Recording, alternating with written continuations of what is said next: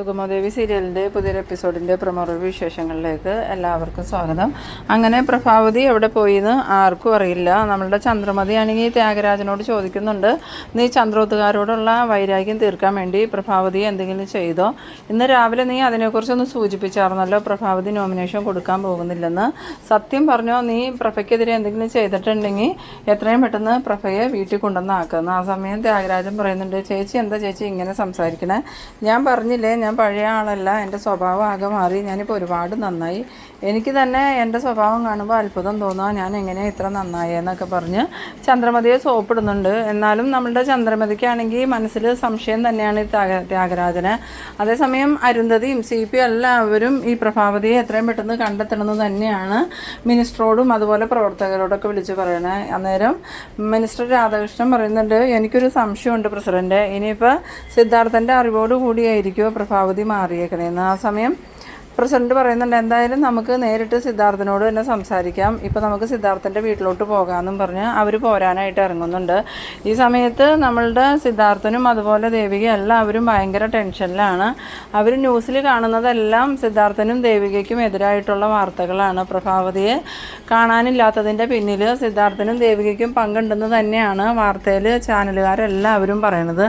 അത് കാണുന്ന രജനി പറയുന്നുണ്ട്, ഇതെല്ലാം രാഷ്ട്രീയ കളികൾ തന്നെയാണ്, രാഷ്ട്രീയത്തിൽ കൊല്ലലും ഒക്കെ പതിവാണല്ലോ. എന്തായാലും അമ്മയെ ആരോ അപായപ്പെടുത്തിയിട്ടുണ്ട്, എത്രയും പെട്ടെന്ന് എനിക്ക് എൻ്റെ അമ്മയെ കണ്ടെത്തണമെന്ന്. ആ സമയം ഭാർഗവിയാണെങ്കിൽ പറയുന്നുണ്ട്, ഈ ദേവിക ഒറ്റൊരുത്തി കാരണം ഇപ്പോൾ ഈ പ്രശ്നങ്ങളെല്ലാം ഉണ്ടായത്. അന്ന് പ്രഭകുഞ്ഞ് ഇവളുടെ കാല് പിടിക്കും പോലെ പറഞ്ഞതാ ഇലക്ഷനിൽ മത്സരിക്കരുത്, പിന്മാറണമെന്ന്. അപ്പോൾ ഇവൾ കേട്ടില്ല. ആ സമയം ഗൗരിയാണെങ്കിൽ പറയുന്നുണ്ട്, അമ്മയൊന്നും മിണ്ടാതിരി, ഏത് നേരം അമ്മ ഇങ്ങനെ ഇരുന്ന് പറയണേ എന്തിനാ, അല്ലെങ്കിൽ തന്നെ ഇവിടെ എല്ലാവരും ടെൻഷനായിട്ടിരിക്കുകയല്ലേ എന്ന് ചോദിക്കുമ്പോൾ ഭാർഗവി വീണ്ടും പറയുന്നുണ്ട്, എല്ലാവരുടെയും ഇപ്പോഴത്തെ ടെൻഷൻ്റെ കാരണം തന്നെ ഈ ദേവികയല്ലേ. പ്രഭകുഞ്ഞ് പറഞ്ഞത് കേട്ടിരുന്നെങ്കിൽ ഇപ്പോൾ ഈ പ്രശ്നങ്ങളൊന്നും ഉണ്ടാവില്ലായിരുന്നല്ലോ. പ്രഭകുഞ്ഞ് സ്വന്തം കുടുംബം തകരാതിരിക്കാൻ വേണ്ടിയിട്ടാണ് ഇപ്പോൾ ഇങ്ങനെ ഒരു തീരുമാനം എടുത്ത്, അതിപ്പോൾ ഇങ്ങനെയുമായി. എനിക്ക് എൻ്റെ പ്രഭകുഞ്ഞിനെ എത്രയും പെട്ടെന്ന് കണ്ടെത്തണമെന്ന്. ആ സമയം ദേവിക പറയുന്നുണ്ട്, ആൻറ്റിയെ പോലെ തന്നെ ഞങ്ങൾക്ക് വിഷമമുണ്ട്, എന്തായാലും അമ്മ എവിടെയാണെന്നുള്ളത് ആർക്കും അറിയില്ല, അമ്മയെ പോലീസ് അന്വേഷിച്ചുകൊണ്ടിരിക്കുക, എത്രയും പെട്ടെന്ന് കണ്ടെത്താൻ പറ്റുമെന്ന് തന്നെയാണ് എൻ്റെ വിശ്വാസം എന്ന് പറയുമ്പോൾ, അതെങ്ങനെയാണ് നീയും സിദ്ധാർത്ഥൻ സാറൊക്കെ കൂടി ചേർന്നായിരിക്കും പ്രഭകുഞ്ഞിനെ തട്ടിക്കൊണ്ട് പോയേക്കണേന്ന് പറയുമ്പോൾ രജനി പറയുന്നുണ്ട്, എനിക്കും അതിൽ സംശയമുണ്ട്. കാരണം ഇതിനു മുമ്പ് അമ്മയെ അച്ഛൻ്റെ പാർട്ടിക്കാർ തന്നെയാണ് ആക്രമിച്ചത്, എന്നിട്ട് അച്ഛൻ അതിനെതിരെ ഒരു ചെറുവിരൽ പോലും അനക്കിയില്ല, ആ പാർട്ടിയുടെ അറിവോടുകൂടിയല്ല അവരത് ചെയ്തതെന്ന് അച്ഛൻ പറഞ്ഞത്.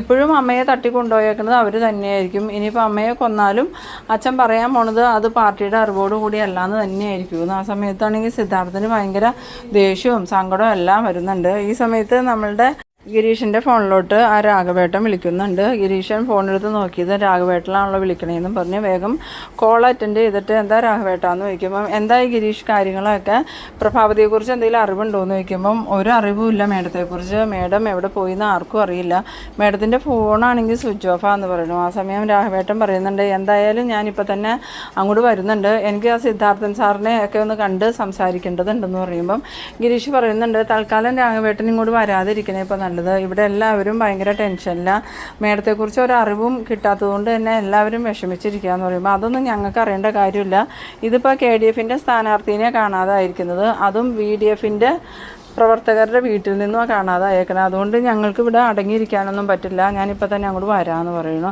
പിന്നീട് ഗിരീഷൻ സിദ്ധാർത്ഥനോട് വന്ന് പറയുന്നുണ്ട്, സിദ്ധാർത്ഥൻ സാറിനെ കാണാനായിട്ട് ആ രാഘവേട്ടനും കൂടി വരുന്നുണ്ട്, എന്തായാലും പാർട്ടിക്കാരെല്ലാവരും ഭയങ്കര പ്രശ്നത്തിലാണ്, അവിടെ ഇവിടെയൊക്കെ പ്രതിഷേധം തുടങ്ങിയിട്ടുണ്ടെന്നാണ് പറയണേ, നമ്മൾ സൂക്ഷിച്ച് മുന്നോട്ട് നീങ്ങിയില്ലെങ്കിൽ ഇതാകെ പ്രശ്നത്തിലേക്ക് പോകുന്നു. ആ സമയത്ത് സിദ്ധാർത്ഥൻ പറയുന്നുണ്ട്, ഇപ്പോൾ കാര്യങ്ങൾ നമ്മൾ ഉദ്ദേശിച്ചതിലും കൂടുതലായിട്ട് കൈവിട്ട് പോയിട്ടുണ്ട്, എനിക്കിപ്പോൾ പാർട്ടിയൊന്നും അല്ല വലുത്, എൻ്റെ ഭാര്യ തന്നെ, എത്രയും പെട്ടെന്ന് പ്രഭയെ കണ്ടെത്തണം, ഇല്ലെങ്കിൽ ഞാൻ ജീവിച്ചിരുന്നിട്ട് കാര്യമില്ല. ആ സമയത്ത് നന്ദൻ വന്നിട്ട് ചോദിക്കുന്നുണ്ട്, അച്ഛാ ഇനിയിപ്പോൾ അമ്മയെ തട്ടിക്കൊണ്ട് പോയതായിരിക്കുമോ, അതും VDFകാരെന്ന് ചോദിക്കുമ്പം, അതിനൊന്നും ഒരു സാധ്യതയില്ല, ഇനിയിപ്പോൾ പ്രഭാവതിക്ക് എന്ത് സംഭവിച്ചു എന്നും അറിയില്ല, പോലീസ് അന്വേഷണം ഊർജിതമാക്കിയിട്ടുണ്ട്, പക്ഷെ ഒരു വിവരവും കിട്ടിയിട്ടില്ല. ആ സമയത്ത് നന്ദൻ ചോദിക്കുന്നുണ്ട്, ഇനിയിപ്പോൾ നമ്മളറിയാത്ത ഏതെങ്കിലും ഒരു ശത്രു ആയിരിക്കും ഇതിൻ്റെ പിന്നിൽ നിന്ന് ചോദിക്കുമ്പം, എനിക്കൊന്നും അറിയില്ല നന്ദ, പ്രഭയ്ക്ക് അങ്ങനെ വേറെ ശത്രുക്കളുള്ളതായിട്ടൊന്നും എനിക്കറിയില്ല. ആ സമയം നമ്മളുടെ ഭാർഗവിയാണ് ഇത് കേട്ടുകൊണ്ടിരിക്കുന്നത്. ആ സമയത്ത് ഭാർഗവിക്ക് പെട്ടെന്ന് ഓർമ്മ വരുന്നുണ്ട് അരുന്ധതിയുടെ കാര്യം. അങ്ങനെ ഭാർഗവി മനസ്സിൽ ചിന്തിക്കുന്നുണ്ട്, ഇനിയിപ്പോൾ ആ അരുന്ധതി എങ്ങാനും ആയിരിക്കുമോ പ്രഭകുഞ്ഞിനെ തട്ടിക്കൊണ്ട് പോയേക്കണം. എന്തായാലും ഞാനൊന്ന് അവളെ നേരിട്ട് പോയി കാണാം, ഇപ്പം തന്നെ പോകാമെന്നൊക്കെ ഇങ്ങനെ മനസ്സിൽ വിചാരിച്ചുകൊണ്ട് ഇറങ്ങുന്ന സമയത്ത് ഗൗരി ചോദിക്കുന്നുണ്ട്, അമ്മ ഇത് എവിടെ പോകാമെന്ന് ചോദിക്കുമ്പോൾ എനിക്ക് അത്യാവശ്യമായിട്ടൊരു സ്ഥലം വരെ പോകണം, ഒരാളെ കാണാനുണ്ട്, അത് കണ്ടു കഴിഞ്ഞിട്ട് ഞാനിങ്ങോട്ട് വരാമെന്നും പറഞ്ഞ് ഗൗരി എടുത്ത് പറഞ്ഞ് ഭാർഗവി അങ്ങോട്ട് പോകുന്നുണ്ട്. ഇതേ സമയം നമ്മളുടെ രാഘവേട്ടനാണെങ്കിൽ ചന്ദ്രോത്തേക്ക് വരുന്നുണ്ട്. രാഘവേട്ടനെ കണ്ടതും ഗിരീഷ് ഓടി ചെന്നിട്ട് രാഘവേട്ടൻ വാ അകത്തേക്ക് കയറാമെന്നും പറഞ്ഞ് അകത്തോട്ട് വിളിച്ചു കൊണ്ടുപോകുന്നുണ്ട്. ആ സമയത്ത് രാഘവേട്ടൻ പറയുന്നുണ്ട്, ഞാൻ അകത്തേക്കൊന്നും വരുന്നില്ല, ഗിരീഷിന് എന്തായാലും സിദ്ധാർത്ഥൻ സാറിനെ ഇങ്ങോട്ട് വിളിക്കുമെന്ന് പറയുന്നു. അങ്ങനെ സിദ്ധാർത്ഥൻ സാറ് പുറത്തേക്ക് ഇറങ്ങി വരുന്ന സമയത്ത് രാഘവേട്ടൻ ചോദിക്കുന്നുണ്ട്, ഞങ്ങളുടെ സ്ഥാനാർത്ഥി പ്രഭാവതി ഇപ്പോൾ എവിടെയാണ്? നിങ്ങളുടെ അറിവോട് കൂടിയായിരിക്കും പ്രഭാവതിയെ തട്ടിക്കൊണ്ട് പോയേക്കണേ. എന്തായാലും ഇന്ന് തന്നെ ഞങ്ങൾക്ക് പ്രഭാവതിയെ വിട്ട് കിട്ടണം. നോമിനേഷൻ ഇന്ന് കൊടുക്കേണ്ടിയായിരുന്നു. എന്തായാലും ഇന്നത് കൊടുക്കാൻ പറ്റിയില്ല, നാളെ അവധിയാണ്, ഇനി മറ്റന്നാളെങ്കിലും നോമിനേഷൻ കൊടുക്കണം. ഞങ്ങളുടെ സ്ഥാനാർത്ഥിയെ തട്ടിക്കൊണ്ടു പോയവരെ വെറുതെ വിടുവൊന്നുമില്ല.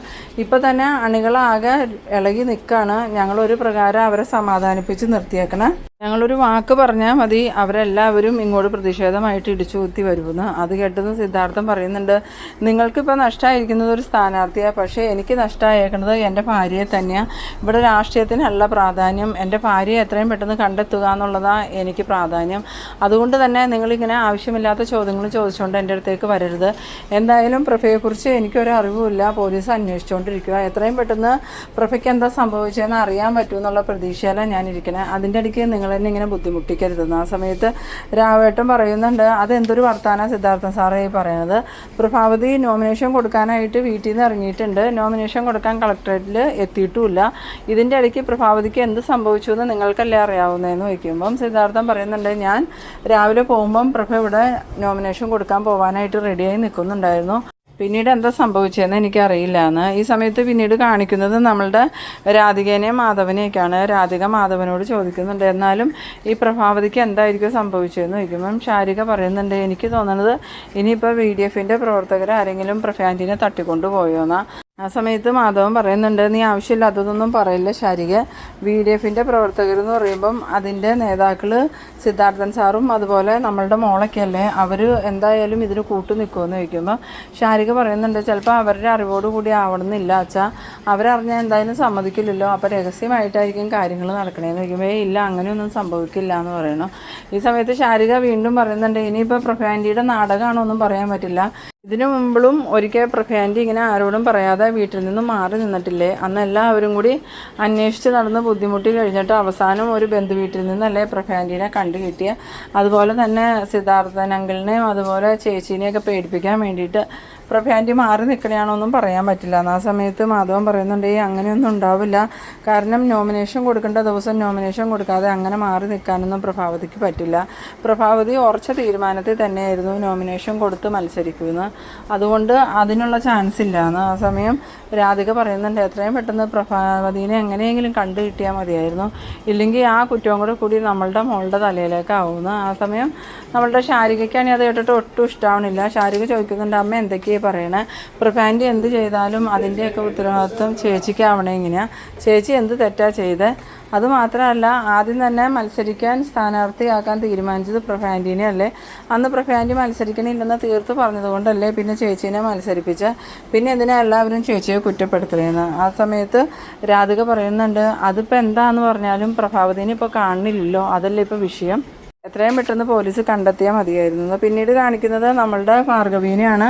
ഭാർഗവി ആണെങ്കിൽ ഈ അരുന്ധതിയുടെ വീട്ടിലോട്ട് കയറി ചെല്ലാണ്. ഈ സമയത്ത് നമ്മളുടെ അരുന്ധതി ഇങ്ങനെ ഓരോന്നൊക്കെ ആലോചിച്ച് നിൽക്കുകയാണ്. ഇനിയിപ്പോൾ എന്ത് ചെയ്യും, പ്രഭാവതിയെ ആരായിരിക്കോ തട്ടിക്കൊണ്ടുപോയ, പ്രഭാവതിയെ ഇന്ന് പോലും കണ്ടെത്താൻ പറ്റിയില്ലെങ്കിൽ അത് ഇലക്ഷനെ നല്ലോണം തന്നെ ബാധിക്കുമല്ലോ, ദേവികയുടെ വിജയത്തെയും ബാധിക്കും. പ്രഭാവതിയെ ആക്രമിച്ചതിൻ്റെ പേരിൽ തന്നെ പ്രഭാവതിക്ക് കുറേ സഹതാപ വോട്ട് കിട്ടാൻ സാധ്യതയുണ്ട്. ഇനിയിപ്പോൾ നോമിനേഷൻ കൊടുക്കണേന് മുമ്പായിട്ട് തന്നെ പ്രഭാവതിയെ എതിർ പാർട്ടിക്കാർ തട്ടിക്കൊണ്ടുപോയി എന്നുള്ള ഒരു പബ്ലിസിറ്റി വന്നു കഴിഞ്ഞാൽ എന്തായാലും വോട്ട് കിട്ടുന്നത് പ്രഭാവതിക്കായിരിക്കും. അല്ലെങ്കിൽ തന്നെ ഇപ്പോൾ ചാനലിലൊക്കെ അത് തന്നെയാണ് ചർച്ച നടക്കണേന്ന് ഇങ്ങനെ ആലോചിച്ച് നിൽക്കുന്ന സമയത്താണ് നമ്മളുടെ ഭാർഗവി അങ്ങോട്ട് കയറി ചെല്ലുന്നത്. ഭാർഗവിനെ കണ്ടതും അരുന്ധതി ഒന്നും മനസ്സിലാവാത്ത രീതിയിൽ എന്താണെന്ന് ചോദിക്കുമ്പം നിങ്ങൾക്കൊന്നും അറിയില്ല അല്ലേ, എൻ്റെ പ്രഭക്കുഞ്ഞ് എന്തേ, എൻ്റെ പ്രഭക്കുഞ്ഞിനെ നിങ്ങൾ എന്താ ചെയ്തതെന്ന് ചോദിക്കണോ.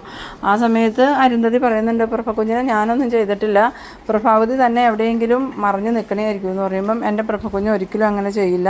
നിങ്ങൾ പ്രഭക്കുഞ്ഞിനെ എന്തോ ചെയ്തിട്ടുണ്ട്, മര്യാദക്ക് സത്യം പറഞ്ഞോ, എൻ്റെ പ്രഭക്കുഞ്ഞ് എവിടെയാണ്, പ്രഭക്കുഞ്ഞിനെ നിങ്ങൾ തട്ടിക്കൊണ്ടുപോയി എവിടെ ഒളിപ്പിച്ചേക്കണേന്ന് വെച്ചാലും ഇപ്പം തന്നെ വിട്ടയക്കണം എന്നൊക്കെ പറഞ്ഞ് ഭാർഗവി അരുന്ധതിയുടെ അടുത്ത് നല്ലോണം ചൂടാവണ സമയത്ത് അരുന്ധതിയാണ് ഈ കൈ പിടിച്ചിരുന്ന ആ ഒരു തോക്കെടുത്തിട്ട് നമ്മളുടെ ഭാർഗവിയുടെ നെറ്റിയിൽ മുട്ടിച്ചിട്ട് പറയുന്നുണ്ട്, നീ ഇനി ഇവിടെ കിടന്ന് വാ തുറന്നിട്ടുണ്ടെങ്കിൽ നിന്നെ ഞാൻ കൊന്നു കളയുമെന്ന്. അത് കേട്ടത് നമ്മളുടെ ഭാർഗവി ആണെങ്കിൽ ആകെ ഷോക്കായി നിൽക്കുന്ന ആ ഒരു സീനിലാണ് ഈ എപ്പിസോഡ് അവസാനിക്കുന്നത്. അപ്പോൾ നിങ്ങൾ എൻ്റെ വീഡിയോ ആദ്യമായി കാണുന്നവരാണെങ്കിൽ ചാനലൊന്ന് സബ്സ്ക്രൈബ് ചെയ്യാനും ലൈക്ക് ചെയ്യാനും മറക്കരുത്. അടുത്തൊരു എപ്പിസോഡുമായി വീണ്ടും കാണാം.